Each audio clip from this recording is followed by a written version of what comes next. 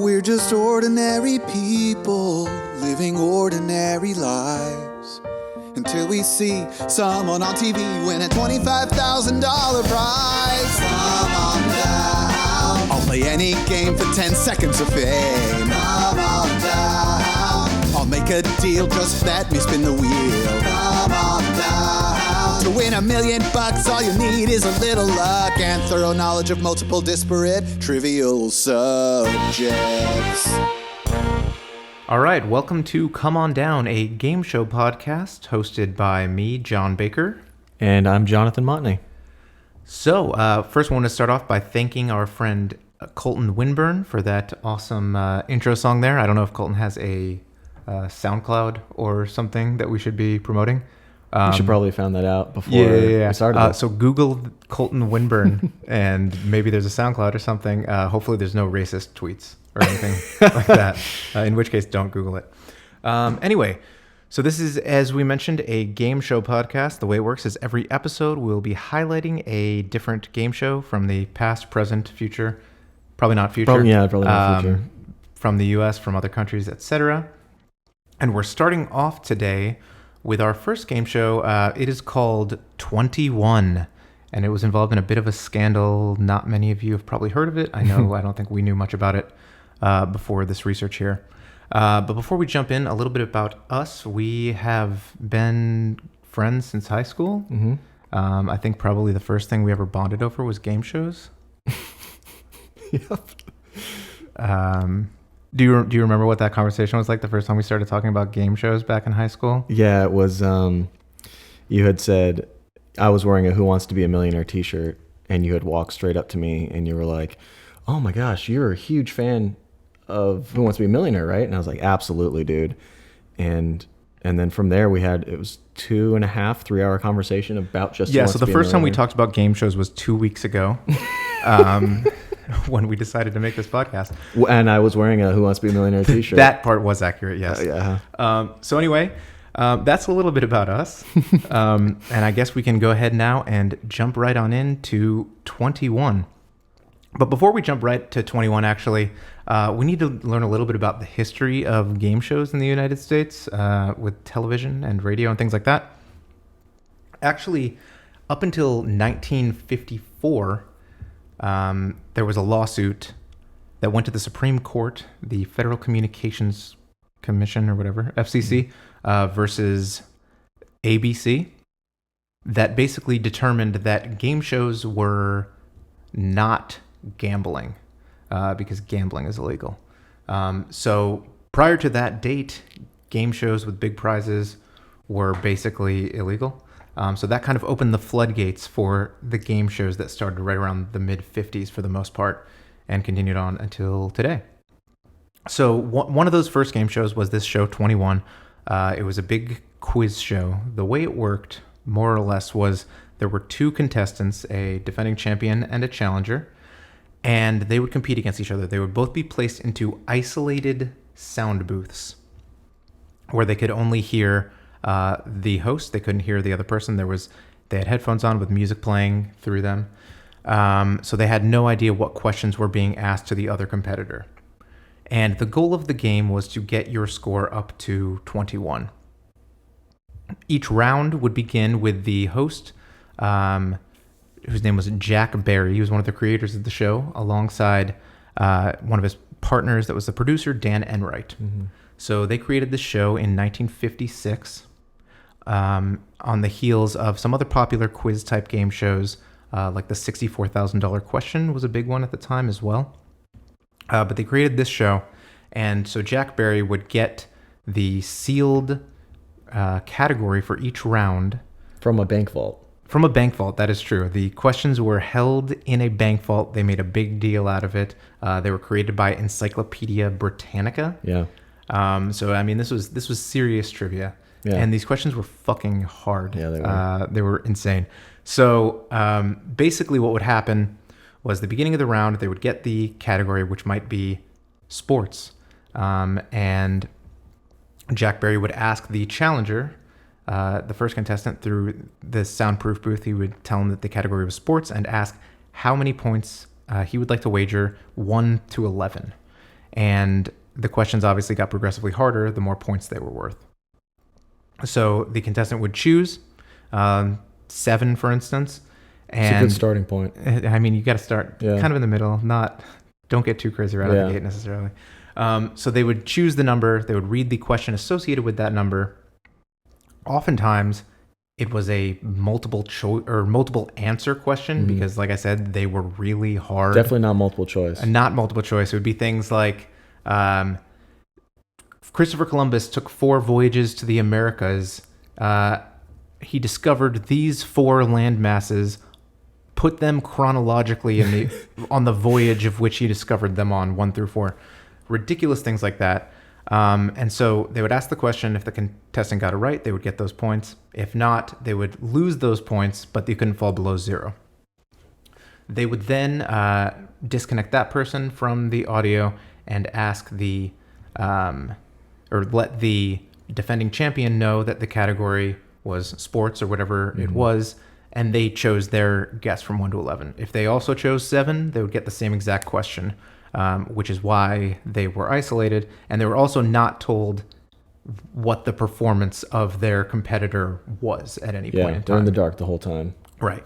So they would know their score, obviously, but they wouldn't know what their competitor's score was. And this is important because obviously it factors into your strategy of what point value you're choosing, because you want to beat the other person to 21. Obviously, the fastest you can do that is in 2 questions, because you could do a 10 and an 11. Yeah. But another factor here was that after the second round, after the second question was asked to both people, there was then a moment where either contestant could choose to end the game right there, and whoever was in the lead won the game. Yeah.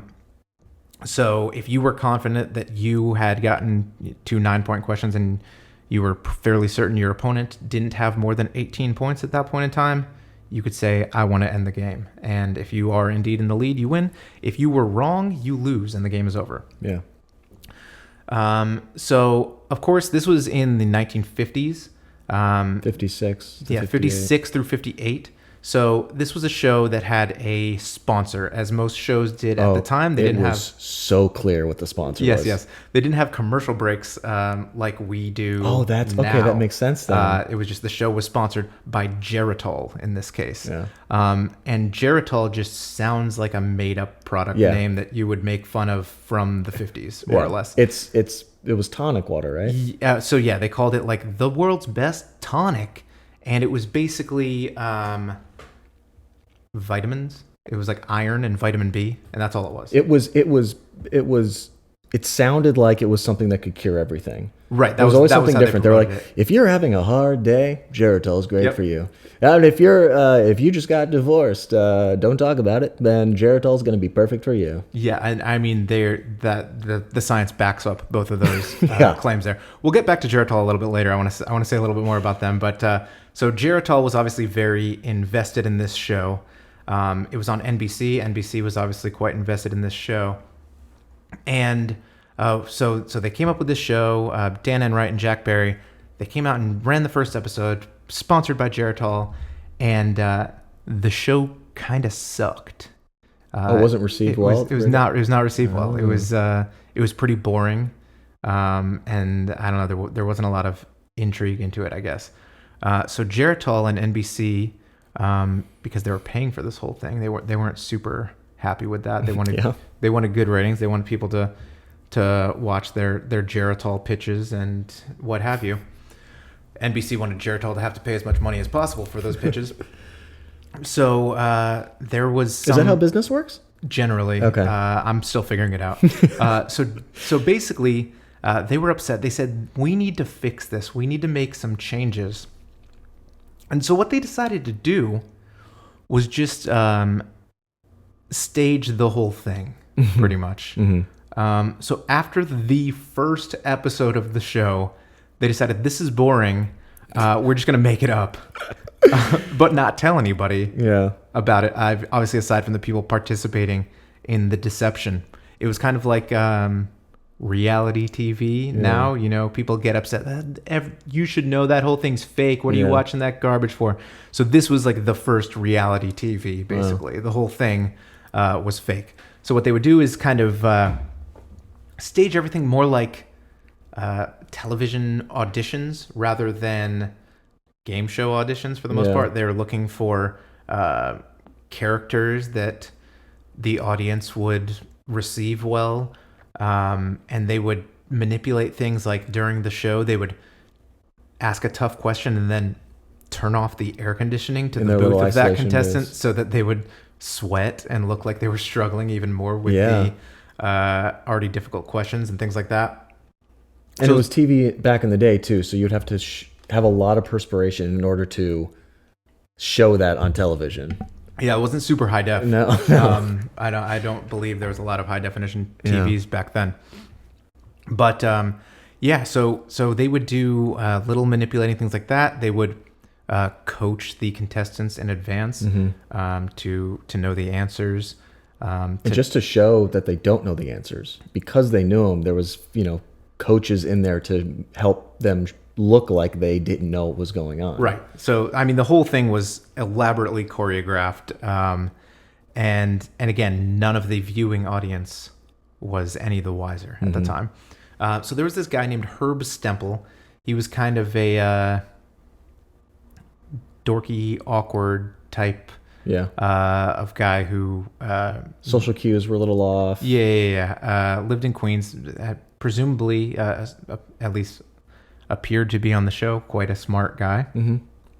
And he ran off a series of victories to the point where he'd won $70,000 on the show. Do you know how many days or how many weeks, I guess, he won? It was something like 10 episodes in a row, 10 weeks in a row, something like that. Because the way that your prize money was awarded was the winner of each game won $500 for each point they won by. So if you won 21-20, you only won $500. But if you were the challenger, you got that money from the reigning champions prize pool. All of it. Whatever money you won came out of their prize pool. Wow. So like if I had won $5,000 last week and then I lost to you this week and you won $5,000, you just got the $5,000. That's a smart way to do it. Yeah. Because then they're not, they're not having to shell out $50K per episode. Right, exactly. So it was cumulative, and so if you were at $50K and you lost to somebody, you lost $7K, you'd walk away with $43,000. Yeah. So that was more or less how the game worked. It only went up to a maximum of 5 rounds, I believe, and then whoever had the lead at the end of 5 rounds was the winner. Or if there was a tie at the end of the game, if either contestant chose to end the game when there was a tie score, if they both got to 21 on the same question, or if they had the same score after the end of 5 rounds, they would just play again the next week, and the money value was doubled. So it would be $1,000 per point you won by at that point. So Herb Stempel was on for several weeks in a row, a few months, and he was winning every week. Like I said, he was kind of this awkward guy, but he was kind of an everyman, a kind of person that the viewers at home could get behind and support and see a little bit of themselves in. So the ratings as he was on kind of increased throughout the weeks, and they were doing pretty well until it got to a point where it plateaued and they weren't gaining viewers anymore. The producers, Geritol, not happy about this. They want the viewers to go up, which is shocking because they were the most popular or one of the most popular shows on television. There was a point where they had higher ratings than I Love Lucy. So, so it's just essentially greed is what drove 100% greed. Yeah, that's what drive. Why are we doing this podcast right now? Money. Yeah. So that. By the way, time to take a break for our sponsor, Geritol. Geritol, it cures anything. Just drink it. And let's hop into a family that's had Geritol and see how it's improved their lives. Sweetheart. Yeah. Sweetheart. Yes, honey. I just broke my leg. Well, sweetie, why don't you take this Geritol? But it's like bleeding everywhere. It came through the skin. I think we probably wipe it up with some Geritol. You're just pouring this in my open wound. This is not. What's the name of this? It's not helping. Geritol. It's the Wonder Tonic. So yeah, buy some Geritol. But yeah, so they were not happy. They wanted more viewers. They wanted more, more, more. I don't think they had gotten quite to the I Love Lucy level yet at this point, but they were on their way there. They didn't like that it was plateauing. They wanted Herb Stempel off. They wanted to find somebody to replace him. There was this other guy living in New York City at the time named Charles Van Doren. He sounds fancy as Rich, fuck yeah. from the name. Yeah, he came from a very successful family. His father and uncle were both like Pulitzer Prize winning authors. Yeah. His dad was a professor at Columbia for years and years. Yeah. He was also a professor at Columbia at the time. Charles Van Doren was. He was a good-looking guy. He was charismatic, and one of the production staff stumbled upon him. And the story at the time was that he'd come in to audition for Tic Tac Dough, which was another game show that Jack Barry and Dan Enright. And it was you had to producers of. play tic tac toe with actual doughs, and if they moved from the squares, you lost that square. Yeah. And if the yeast rose, you were out. But anyway, so the story was that he had come to audition for Tic Tac Dough. They saw him and said, "No, let's put you on 21 instead." And because they had gotten wind of his name and they knew that, Yeah, they knew who he was, and they kind of sold it to him as, "Listen to how great this would be for education." Yeah, that was such a huge push for them. Yeah, you're a teacher. You've got this academic pull. You can push people into academia. People are gonna love you. They're gonna think teachers are so cool. Yeah. Which we do to this day. Yeah. And that was all Charles Van Doren. So basically, he I guess was kind of hesitant at first, but he eventually agreed to do it. The problem is that they then had to convince Herb Stempel to throw the game. He needed to lose to Charles Van Doren. So they asked him. He wasn't super happy about it, but Dan Enright basically told him, "Listen, we'll get you on an NBC contract afterwards. We'll get you on a panel show on NBC." I don't know. That was a huge motivator. What is a panel show? They're big in the UK still to this day. It's just like 4 to 6 people kind of sitting around tables and they talk about topics. This sounds so. This is the most generic like a description Bill I could Maher possibly get. type of a little, situation? yeah, a little bit. Okay. I don't think as intense. And some of Okay. them will have game show type elements, like the show At Midnight. It was a recent show on Adult Swim. I think. It was a little bit in the panel format. There's a lot of idle chit chat and things like that. Okay. And generally a game going on, but I don't think necessarily always. Yeah, that didn't help. It's still such a vague thing in my head. Yeah. And people who like love panel shows are listening to this right now, just cursing me because I have it absolutely incorrect. Yeah. But anyway, so he wanted to be on this panel show. Dan Enright kind of promised him, "Yeah, we'll get you a panel show on NBC, or we'll get you on a panel show." So they told him that they were going to ask the 1955 Academy Award winner for Best Picture, which, as all of us know, was Marty. Marty, yeah. I'd never heard of that. But to put into context, this was in 1956. So this happened the year exactly. before This was a year happened.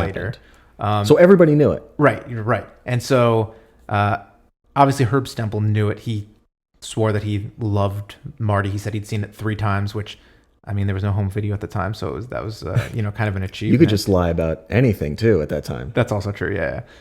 So he said he knew it was Marty, and he would look like an idiot if he missed it. They told him to answer On the Waterfront, which was the 1954 Best Picture winner with Marlon Brando.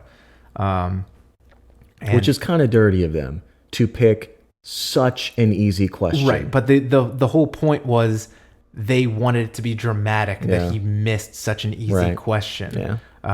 And build that drama, make for great TV. Again, it's the reality TV factor. I think it's on an episode of 30 Rock, Jack Donaghy says something along the lines of, reality TV either needs to be great or terrible. Nobody's going to watch it if it's average. So this was the terrible that they were going for, basically, that you miss this easy question. You're such an idiot. People, there's going to be a lot of drama surrounding that. So basically, he missed it. They staged it to where they actually tied 4 times. So the dollar amount was increasing and increasing with each tie to I think it was 2,500 points or $2,500 a point Yeah. by the episode where he ultimately lost, and he ended up losing that because Charles Van Doren had gotten both of his first two questions right. He asked to end the game, and Herb Stempel had missed one of the questions Okay. that he was asked. So Charles Van Doren won, became the new reigning champion, and everybody loved him. Yeah, fell in love. He America was good loved him. looking. He was smart. Exactly. Charismatic, funny. Comes from a great family. Yeah. People loved him. He was on the Today Show all the time while he was going through this winning streak. People rallied behind him. And He was on Time Magazine, right? At one he point? was on the cover of Time Magazine. I think this was the point where they surpassed I Love Lucy in the ratings. So I don't know, maybe Geritol and NBC were right. So they surpassed I Love Lucy in the ratings. Everybody was tuning in. It was an unbelievable time. I think he'd gotten up to like $130,000. It was 122 when I made note, but I think it went a little bit above that. Okay, yeah. So I mean, he made well over $100,000, and again, this is 1957 money. So right here, the winnings were 122, and like I said, I made a note of that. I think it was Yeah. a little bit higher, but that was 1.3 million dollars in 2020. Yeah. So I mean, he was banking, and he already came from a rich family, so I don't know why he needed this, but It was for the education. You're right. The ends justify the means. You're okay. I'm sorry. I don't mean to upset any teachers out there. You guys are amazing. So basically, he went on this run for a little while. Eventually, he lost to a woman named Vivian Nearing, who he had actually beaten her husband earlier in his run on the show. Good writing, right? Yeah, exactly. That is, you're adding in that drama. Vivian Yeah. Nearing, she was a lawyer in New York at the time, and she went on to beat Charles Van Doren. So obviously, that was a big deal at the time. Kind of right immediately afterward, NBC came out and gave him a recurring spot on the Today Show as their cultural ambassador for $50,000 a year. Which was, again, it's an insane amount of money at that point in time.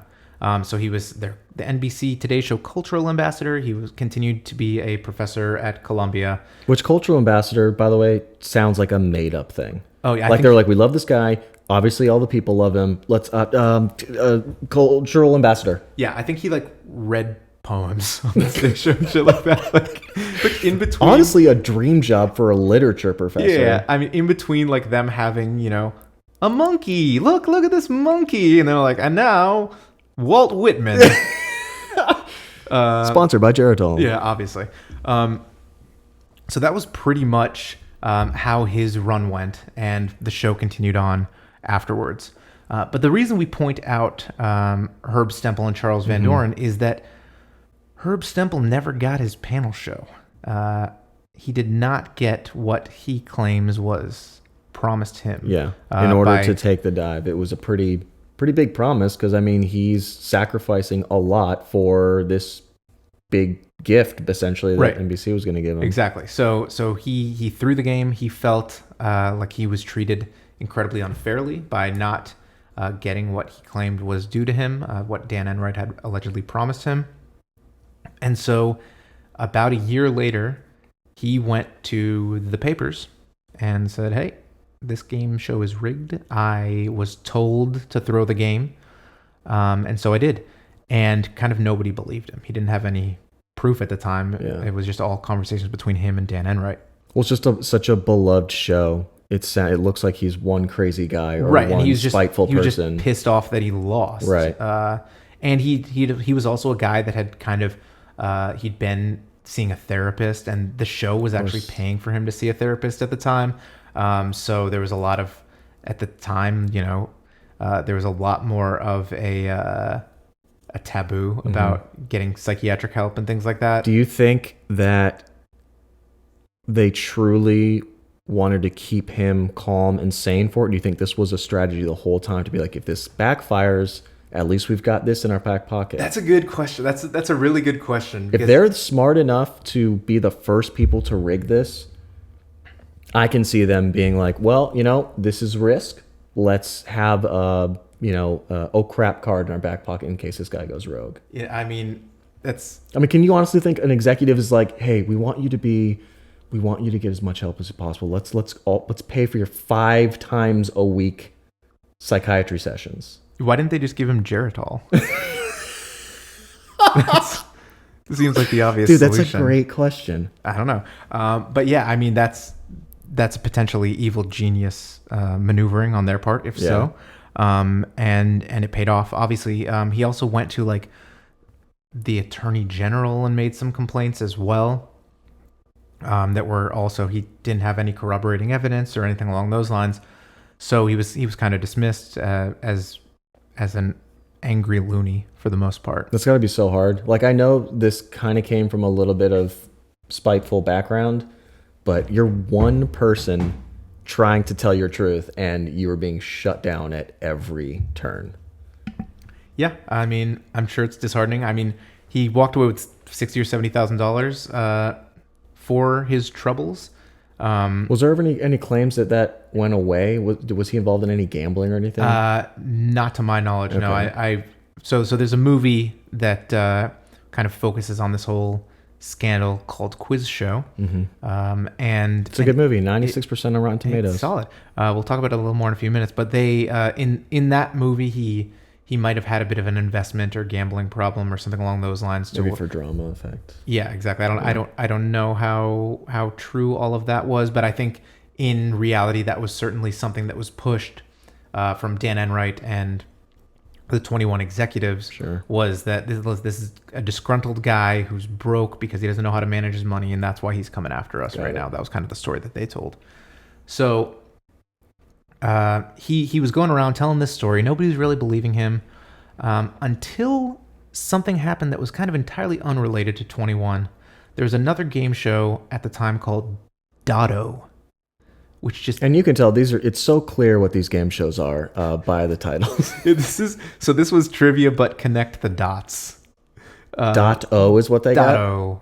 got? Dotto. Connect the dots. Okay. They did not workshop that very much. Some guy was like, hey, connect the dot game show. What's it called? Dotto. And they went with it. So that was another popular game show at the time. Like we said, in the mid-50s, they were springing up all over the place because of that Supreme Court ruling in 1954. So one of the contestants that was kind of like an on-call or holding contestant that had the potential to be in an episode, but depending on how things went, basically, were kind of sitting around the green room or backstage, and the reigning champion had left her notebook back there, and he picked it up and opened it, and there were all the questions and answers for that day's show written in her notebook. And he went and turned this over to the Attorney General in New York or whatever. So this was definitely different from the Quiz Show movie. Yeah. Okay. Yeah. So somebody turned that over to the Attorney General, and that prompted a grand jury investigation. So there was a grand jury investigation, several people across these game shows, because at this point they were like, oh, hey, maybe this Herb Stumble guy that was telling us this story wasn't full of shit after all. So let's interview him and some 21 people and some people from the show Dotto. And they did this grand jury investigation. Nothing ever came of it, really. It was locked, right? Yeah, it was sealed. So all the testimony from it was ultimately sealed. But because this started happening, Dotto was immediately canceled with no explanation, and nobody in the public really had any. They just knew that Dotto got canceled for some reason, and it wasn't long before 21 also kind of randomly got canceled without much explanation. Oh, really? Yeah. Oh, wow. So this is 1958. I didn't know that's why it got canceled. Fall Because it was only 2 years 1958. after, right? Yeah, exactly. And so right around this time, some members of Congress got word of this, and there was a congressional investigation. It was like a subcommittee. Yeah, exactly, that dealt with television oversight. So they started their own investigation into this. Obviously, the grand jury proceedings were sealed, so they couldn't view whatever testimony was in there. But they started to... They had to do their own investigation. Yeah, they had to do their own investigation, interview the same sort of people. And what they found, there was a guy named Dick Goodwin that was kind of leading this investigation. He was a lawyer. that worked on that Harvard. congressional subcommittee. He went to Harvard, much like It just sounds like in the movie. yeah, he does. But he basically found another contestant on 21 named James Snodgrass, who I think from reviewing some tape, there was a question that James Snodgrass was asked in an episode where he answered correctly, and Jack Barry, the host, did oh no, I'm sorry, the answer. Wait, did you say It's Emily Dickinson, Dickinson? right? Yeah. Because I guess either they expected him not to know that question because they didn't feed it to him, or he was instructed to miss it and didn't. Probably that. I would say he was probably instructed to miss it. Right. So there's a little bit of a double take from Jack Barry there, and that kind of, I think, piqued the interest of some of the investigators. They went and talked to this James Snodgrass guy, and what he had done, So, by the way, this is the smartest thing for sure, I've ever heard. For sure. Just yeah. So go ahead. I was blown away when this was the reason. So what he had done was, when he was on the show and they were coaching him with the questions and answers, because the show was once a week. I think it was on like Mondays or Tuesdays or something. So they would usually coach him the end of the week prior, so they could study over the weekend or whatever it was. And during the days in between, what he had done was taken the question and answered and mailed them to himself, certified mail, and not opened the letters to himself. So he had these sealed envelopes from the U.S. Postal Service with the sealed date on them. So it was 2 or 3 days before the date of the Right. So they were taping of the postmarked show. before the TV show was taped. Yeah. And he turned these over to the investigators, kind of blew the lid off the whole thing. It was, That was it. yeah, I They mean, had that was, no concrete evidence aside from he said, she said, Right. until this right. key So piece. this blew the lid off the whole thing. Yeah. Obviously, there was the stuff against Dotto. There was the $64,000 question, which was also hugely popular at the time. This is the first title of a show that I'm clear what the show is about. Yeah. Finally. Yeah. So the $64,000 question, actually, so one of the people involved in that was Dr. Joyce Brothers. And I know you've got a degree in psychology. You're a big bachelor's of science in psychology, correct, yes. buff here. So Dr. Joyce Brothers was one of the first popular or pop psychologists in the United States. She had an advice column. She had a syndicated TV show. After this, of course, but at the time she was a contestant on the $64,000 question, and the show, it came out later, tried to rig it against her. They didn't like her. They didn't like her personality and things like that. Because she was a woman that spoke her mind. Yes. And so they tried to rig it against her. They made her questions like absolutely impossible, because basically the concept of the show was a regular person is asked questions about a very specific field, and they have to beat an expert in that field in the game. And so it's like win Ben Stein's money. Yeah, very similar. So, but it was very specific. So it was like when she was on, it was boxing. So it was all these questions about boxing, and it was like a boxer that she was up against. Yeah. And she is that really a subject matter expert though? Or maybe it was a boxing writer. I don't know. Whatever it was, but she was certainly not a subject matter expert on boxing. But she just learned everything about boxing and dominated, even though the questions were like so stacked against her. It was ridiculous. But this came out of this whole scandal. Wow. But anyway, so yeah, it came out that all these shows, for the most part at the time, were rigged. They were all canceled. There was a congressional testimony. Herb Stempel gave testimony. Most of the people involved gave testimony. Dan Enright.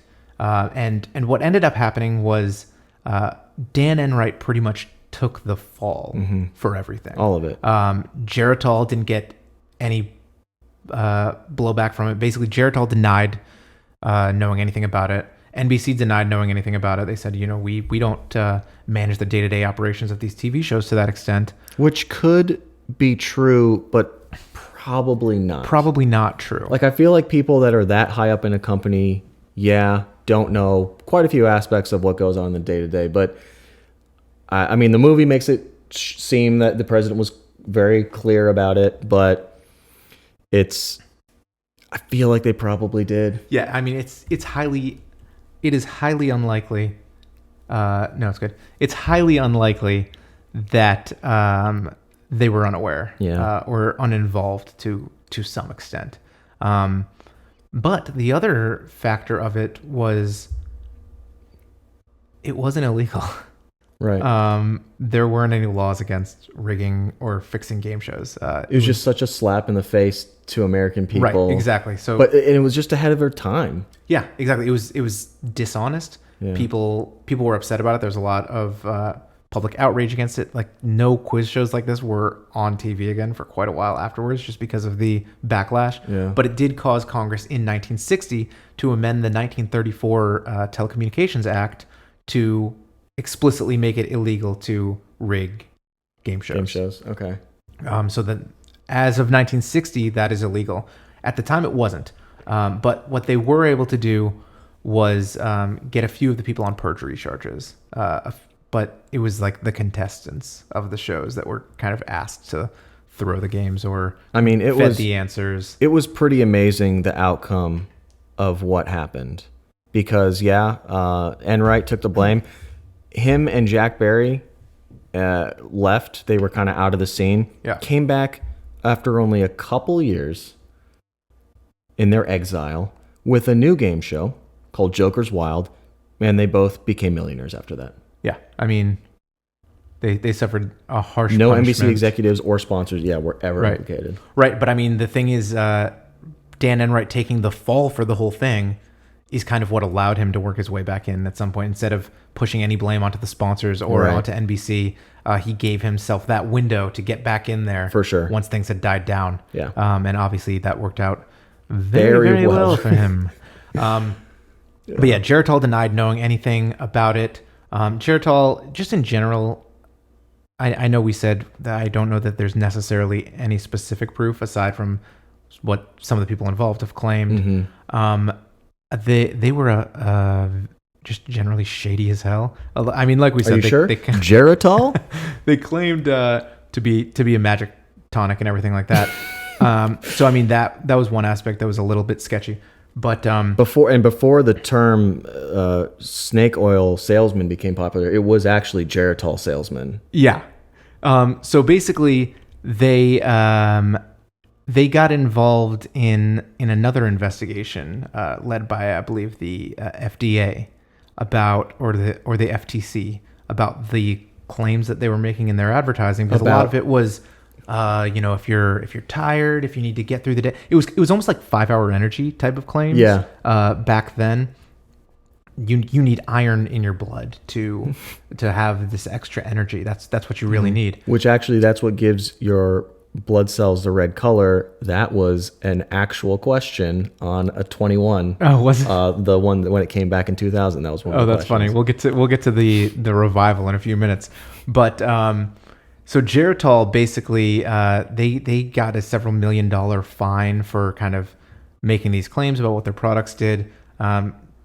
You only need additive iron if you have anemia, which like a very, very small percentage of people have. So this product was entirely useless to anybody that didn't population. have anemia. Wow. So they got in a little bit of trouble for that. They got fined for that.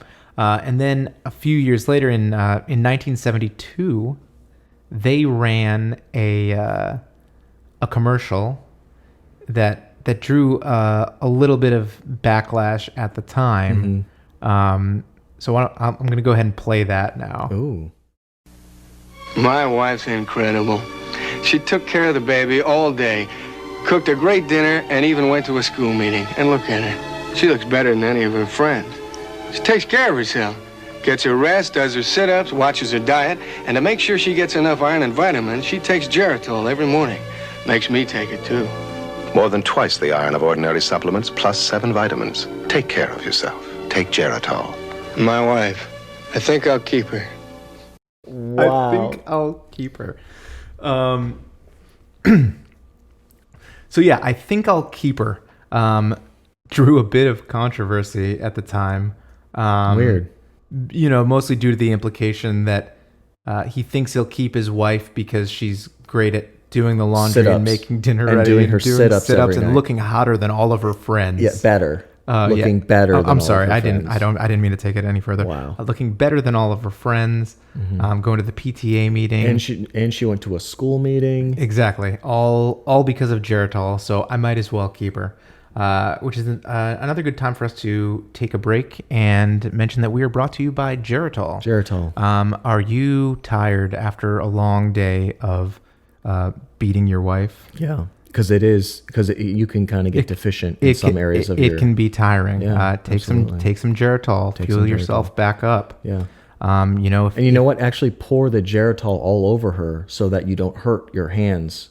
With the that's hits. Smart. Yeah, that's a good way to do it. So again, we are being presented to you today by Geritol. Go get it. Go get it. Yeah. So that's pretty much the story of 21, at least in its original incarnation. Like we said, there was a movie quiz show that came out at the time. It was starring John Turturro, played Herb Stempel phenomenally. I mean, everything. By he the does. way, I think he's like one of the top 5 actors. And it's funny because world. he in my eyes does fall into the underrated category. Absolutely. But his roles don't match an underrated label. Do you know what I mean? Yeah. Like he's got major roles. roles. I mean, he was obviously in The Big Lebowski, stole all the scenes he was in that. Rounders, one of our favorite movies. Rounders, he was great in Rounders. I would say a supporting, but still... a supporting role, Knish in Rounders. He was the star of Barton Fink, another Coen Brothers movie from the early 90s. Really good. And recently he was in The Night Of on HBO miniseries. Awesome. He was in a new HBO miniseries this year. I haven't gotten around to it yet, but it looks pretty good.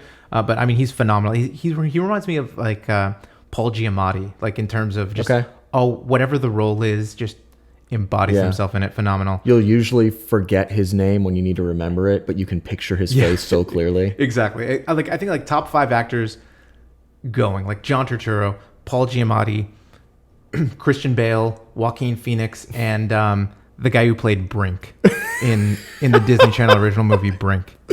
I think his name was just Brink. That's why it was perfect for that role. So. Actually, did you know that guy? He was also the voice of Sid from Toy Story, the evil kid next door. That really? Did like Hitler type experiments on the toys. Wow. That was Brink. Was the voice of. Is that Sid. what it said in the script? A young boy doing Hitler type experiments on toys.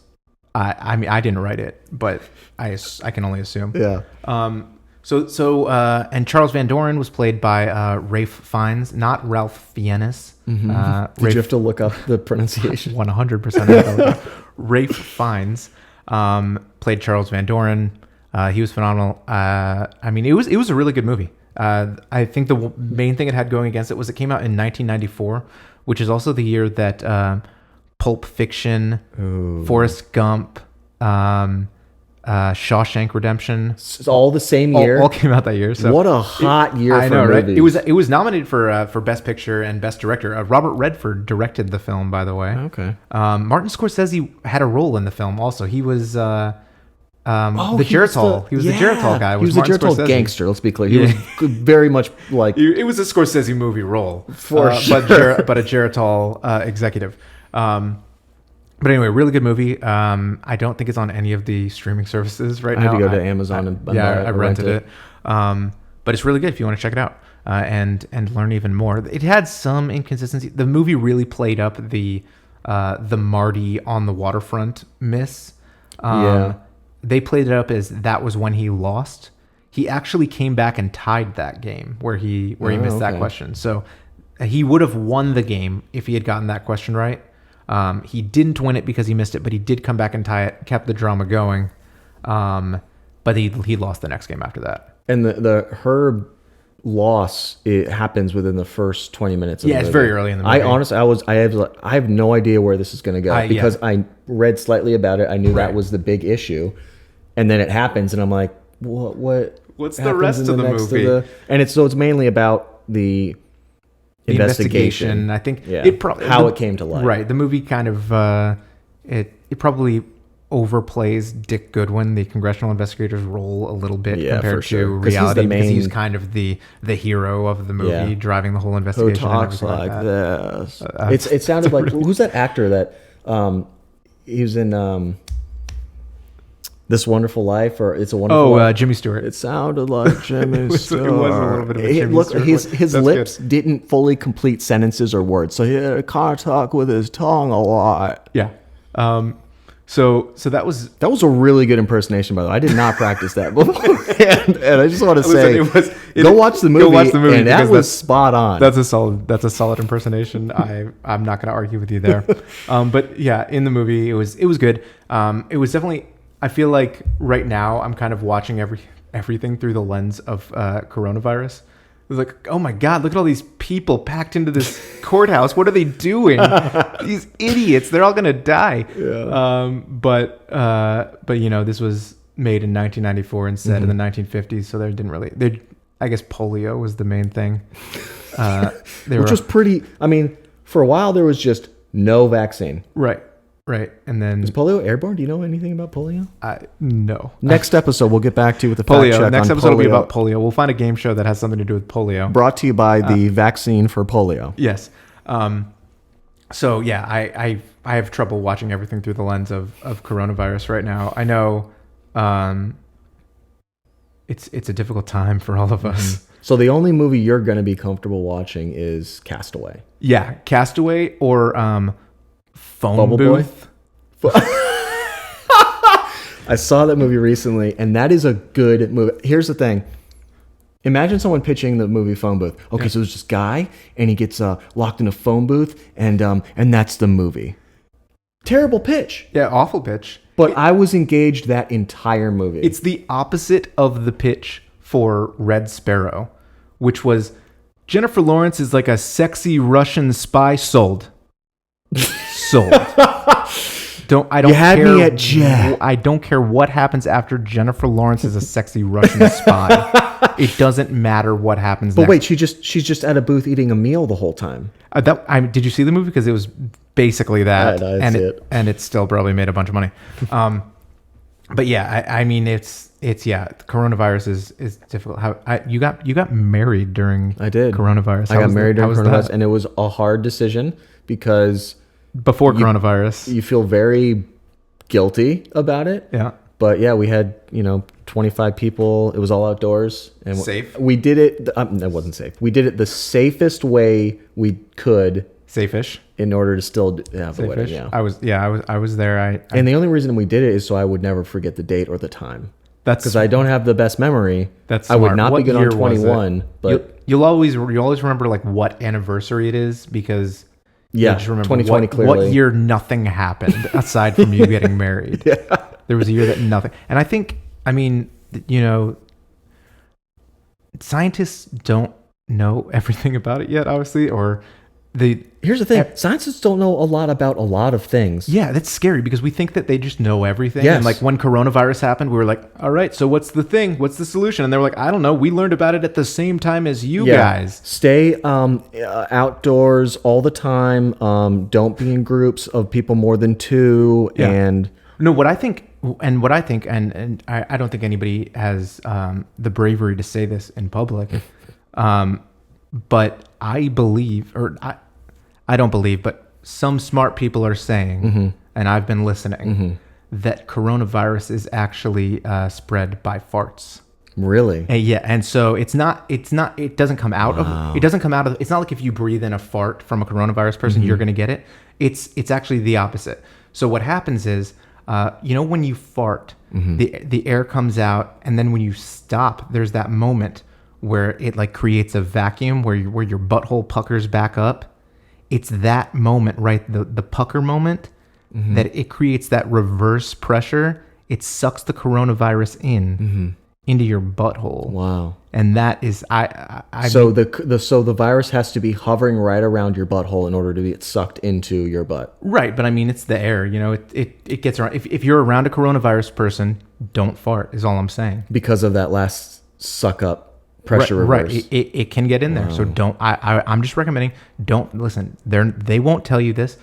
Obviously, Dr. Fauci is bought and paid for by the whoopee cushion lobby. Because if farts Go stop away, being funny, then their like, product becomes yeah, irrelevant. if farts aren't funny, then there's no market for the whoopee cushion. And once you know that farting is gonna kill you from coronavirus, it's not funny anymore.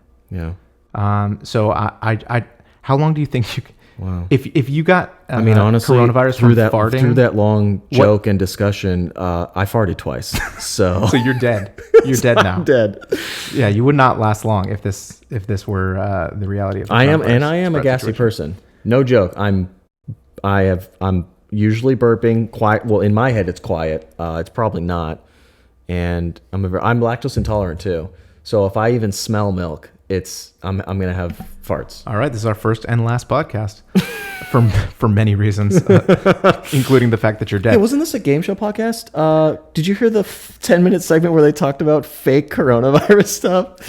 We didn't like that part at all. Listen, as far as I know, no scientists have disproven this theory yet. Mm-hmm. So And it that's is how you know it it's is true, it is or a theory, potentially true. and it is out there, or at least it is now. So anyway, 21 was it made a reappearance, a renaissance. Mm-hmm. I I wouldn't say renaissance. I would say reappearance. Okay, it made Renaissance usually pertains to like a positive or a popular. Okay. Yeah. All right. Yeah. Why don't you tell us a little bit about that? Yeah. So it came back in 2000, January 9th, 2000, when it came back on TV. Do you remember where you were? Yeah. I was wearing my Who Wants to Be a Millionaire t-shirt, and somebody walks up to me, and no, I don't, not at all. 2000, it was 4 years before I graduated high school. All right. So we're not contact. For hey, you we're guys. probably meeting right around this time We are probably meeting right around this time. because we met in ninth grade, around ninth grade, Yeah. right? Yeah. Or I was in 10th, you were in ninth. Yeah. Maybe 2001. So maybe Yeah. maybe this was before we knew each A little other. bit before. Otherwise, and we would have had a watch party, obviously. yeah, clearly. And we this new version was hosted by Maury Povich. The "You Are Not the Father" guy. Well, there was a segment. Apparently, I read a little bit about this. Maury Povich show wasn't always what we remember it as because it wasn't super popular. But when it started to kind of veer into, because they had a segment called "Who's the Daddy?" That was the name of the segment, and all they did was they would have paternity tests on the air and read the results. And he has the show before this revival of 21. So the "Who's the Daddy" happened before the 21. And they were like, this guy's perfect for game shows. So he was picking. He had a regular like boring ass Phil Donahue or not game show, a talk show beforehand. Mm-hmm. And then once he kind of Jerry Springered it a little bit, Yes. he started gaining popularity, and then he got he got to fill the big- big shoes of Jack Barry. And guess what? They didn't have the Geritol this time. Well, that's where they went wrong. Yeah.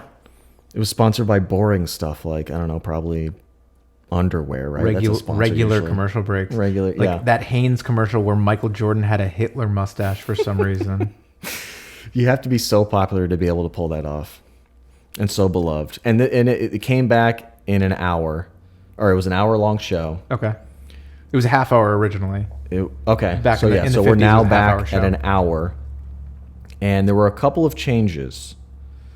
First off, the entire show it was worth $100,000. You could win $100,000. So the winner got $100,000. Winner got $100,000, and it was the same 1-versus-1 isolation chamber, and they were very.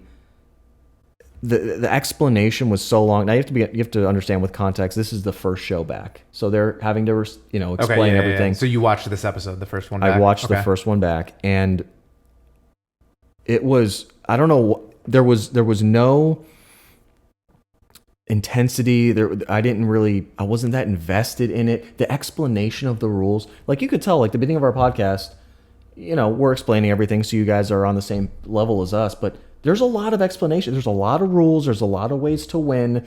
It felt like it went on and on and on. And when I think of suspense, I always go to Who Wants to Be a Millionaire? And they do, the lights come flashing down. Yes, exactly. And that would build so much suspense. The host of Who Wants to Be a Millionaire, who's it, Regis? Rest in peace. There's a moment of I don't silence. know why you had to bring that up right now. I didn't know I'm realize. upset. There was so much suspense with that, and I got none of that from this. And there was also a slight change that happened was they had the second chance option. Was that a thing in the 50s No. version? So when I say second chance, what do you think of? Like if you miss a question, you can have a shot to give the correct answer again, or change the question, something along those lines. Yeah, no, that's a logical explanation Okay. for it. This is what second chance was. Second chance was if you were asked a question and you didn't know it, you could use your second chance option. And when you use that option, a member of your family or a friend that you have pre-selected comes out and gives you their idea of what the answer is, whether they know it or not. And you don't even have to go with their answer. So it's bad phone a friend. Exactly. basically. Okay. Exactly. It was named that name was poorly. already taken because this was probably right after Who Wants to Be a Millionaire came out. That's probably why this show existed at this point in time. Yeah, it just stood out to me as just such a poor and you know when things like that happen, it takes you out of the show because now I'm in my head. I'm like, that's a terrible name for that. Right. And now I'm not thinking. Now I'm not invested in the show. I'm Right. thinking, why would they name it? So that was a big difference between that one and the other one. And the prize, obviously, $100,000. Solid prize. It's a solid prize. I feel like game shows in the 2000s and when they were becoming popular then, the prizes were huge. Oh yeah, I mean, once Millionaire became a thing. So what was interesting, the whole 21 scandal, actually in the UK they had similar versions of the game shows as well. Ran through the same problems. They were also scripting them basically. Okay. And there was a big hearing about it in the UK, and they changed the laws at that time. Like we said, in the US, they made it so it was illegal to fix the game shows. In the UK, they made it illegal for the prize to be more than £1,000. So from that law changed in 1993, but from 1960 or whatever to 1993, there were basically no game shows because nobody gave a shit. Yeah. Because the prizes was only it's funny you say that. £1,000. Here's the thing. If you lost the show 21 in this 2000 version, they gave you $1,000. Right. For It's like- just being there. Right, that's like getting third place on Jeopardy. The same thing. Gosh. What a waste. Yeah. So they changed that in 1993, and that was There are when literally they no started getting stakes. like British game shows again. More Well, or the less. only reason you would watch it, I guess, is to see if you could answer the questions correctly. But even then, you're like, Right. you don't have that fantasy in your head of winning all the money. So you're like, well, what's the point of Yeah, this? exactly. Wow. Yeah. I think that was pretty much the main thing. There was another interesting thing, though. At the time, the largest winner in game show history happened on 21. in On this the 2000 version. revival? Mhm. Yep. His name was Greg Legler. He was a Navy officer. What did he win? How much? He won 6 straight games in a row. Okay. And he won $1.76 million. Whoa. And here's the crazy part. The poorly named second chance helped him a lot because he asked his father to be his second chance. And his dad appeared on every single show. He used that option in every single episode? Yeah. And I don't know if he got it right every single time, but he got a lot of them right. It sounds like his dad should have been on the show. That's what Instead. Maury was like, oh, your dad should have been on this show. And he was like, yeah. That was a worse impersonation of Maury He's than not. your. Okay, than I'm your sorry. Dick I Goodwin. crushed the Jimmy Stewart / Goodwin one earlier, right, so yeah, I'll forgive you, I'll I'm forgive you. 1 for 2.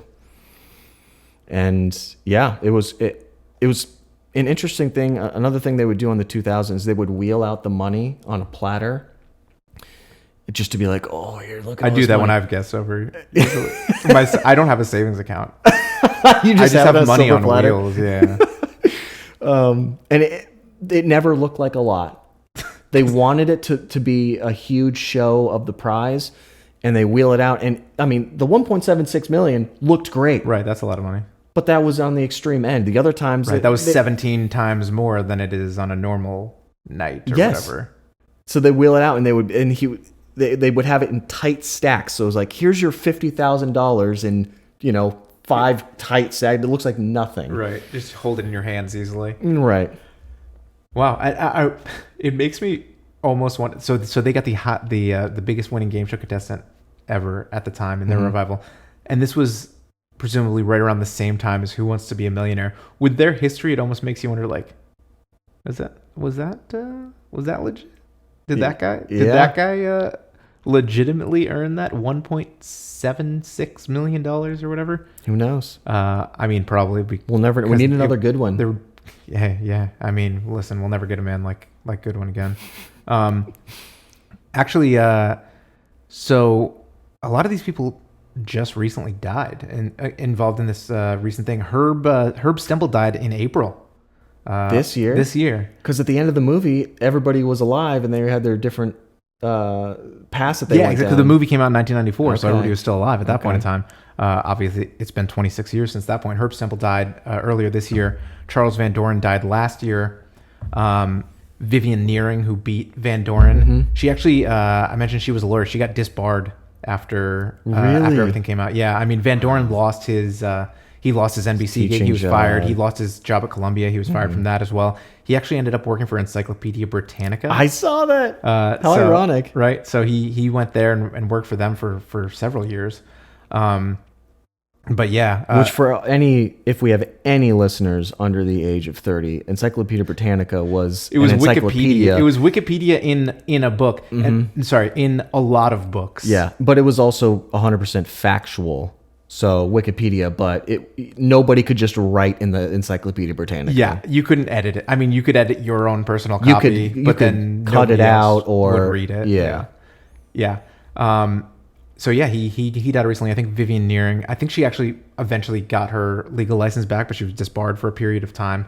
I think she kind of lived in solitude afterwards. Most of these people would never talk about this until their death, basically. You know what's crazy too is that in every single one of these bodies, the toxicology report showed Geritol. Holy shit! Isn't that crazy? Wow, it goes all the way to the top. It goes all the way to the top. By the way, do you think they've tried Geritol for coronavirus yet? Dude, no, I don't think so. All right, forward this episode to Fauci. Most of the people did not participate in the quiz show movie in 1994. They didn't want to be involved. They didn't want to talk about it. I know I saw Charles Van Doren turn down $100,000 to be like a production. So they were just going to have him on the back end for like behind the camera, verifying some of the realities of it and giving his input on the way things played out and things like that. Turned it down. It wasn't until 2008 where he was involved in some article kind of breaking down the whole thing. And he said that the whole thing about him actually coming to audition for Tic Tac Toe was also a lie. He said from the beginning. Yeah. He said he basically, through a friend of a friend, met one of the producers of the show, and the producer was like, "Hey, you should be on our show," and just recruited him. Honestly, that's so smart for him. For even his beginnings with stepping foot into the NBC building was a part of it the whole time. Yeah. The whole thing was a setup. Like, that's how choreographed this entire thing was. Do you think that they hired writers or somebody with a writing background to script all this, or do you think that they just made strategic decisions? I think they just made strategic decisions because it wasn't like they had lines or anything like that. They would just tell them, like, think really hard about this one, struggle with this one, miss this one, here's the answer to this one, get it right, etc., etc. But yeah, I mean, the whole thing was choreographed from the get-go, or from episode 2, because episode 1 was boring. Which, not a lot of time to find your footing. They were like, oh, one's crap. All right, well, we have to cheat. Right. Well, and I think, like, to some extent, I think the wonder of it was the questions were insanely hard. They were ridiculous. We might have already said this, but no multiple choice. It was you had to know. And the 11-point question, wasn't it like 3 or 4 parts? It was multiple parts. I mean, it was ridiculous. I think it was like, name the monarchs of these 4 places and things like that. And Belgium, France. Yeah, exactly. And it would be, there was one question, I watched one of the original episodes of it. Some of them are still preserved somewhat. You can find them on YouTube. They're in National Archives and things like that. Yeah. There was one that was like, name all of King Henry VIII's wives and how they parted from him.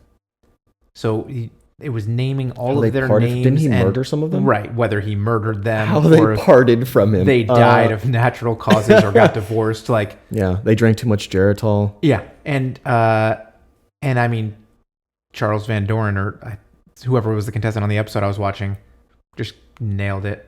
Both contestants. I think it was one of the Van Doren Stemple episodes. Wow. Both of them got it completely correct. You know, it's crazy. I don't know if you know this, but they were cheating. Wait, what? Yeah. Did you? Hold on. Both of them knew the answers to that, and that's why. Right, they knew the answer because they were smart guys. I don't know how to tell you this. That whole show that you love, I know you've loved 21 since Right, you were born. since the 50s. Yeah. It's all a lie, man. You can't see this right now, but he is pouring sweat and crying profusely right now. Did somebody turn off the air conditioning in my isolation booth? Honestly, I wanted to make this as realistic of a situation as possible. I have had the AC off. We are in Texas. It is a healthy mid 90 right now, and it's about 85 in the apartment. So Wow. Well, you just blew my mind. yeah, So I guess we can wrap it up right there. While I go find some tissues to wipe my nose, wipe my eyes, wipe my forehead, etc. All right. Well, thank you for listening to our first episode of Come On Down, where we talk about 21 and the quiz show scandal of the 1950s.